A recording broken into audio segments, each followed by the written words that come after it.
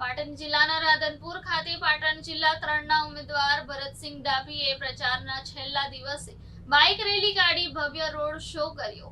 પાટણ જિલ્લાના રાધનપુર ખાતે લોકસભાની ચૂંટણીના પડઘમો વાગી રહ્યા છે, ત્યારે આજરોજ પ્રચારના અંતિમ દિવસે ભરતસિંહ ડાભી રાધનપુર વિસ્તારમાં બાઇક રેલી કાઢી હતી, જેમાં મોટી સંખ્યામાં બાઇકો સાથે યુવાનો રેલીમાં જોડાયા હતા। બાઇક રેલી રાધનપુર ગાયત્રી મંદિરથી શરૂ કરવામાં આવી હતી। રાધનપુરના જાહેર માર્ગો પરથી બરવાડ વાસ મંદિરમાં પૂર્ણ કરવામાં આવી હતી।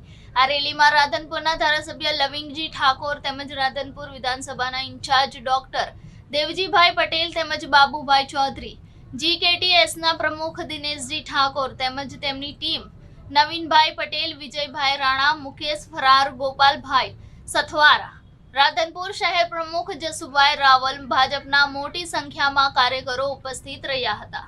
ભારતીય જનતા પાર્ટીના ઉમેદવાર તરીકે આજે પ્રચારનો છેલ્લો દિવસ હોવાથી રાધનપુરમાં બાઇક રેલી અને રોડ શો જંગી ભારતીય જનતા પાર્ટીના કાર્યકર્તાઓ સાથે કર્યો।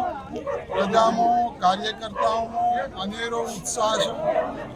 ફૂલહારથી સ્વાગત કર્યું ઉમેદવારનું, ધારાસભ્ય લવિંગજીભાઈ ઠાકોર સાહેબનું, અને સૌ કાર્યકરોને ઉષ્માભેર સ્વાગત કર્યું।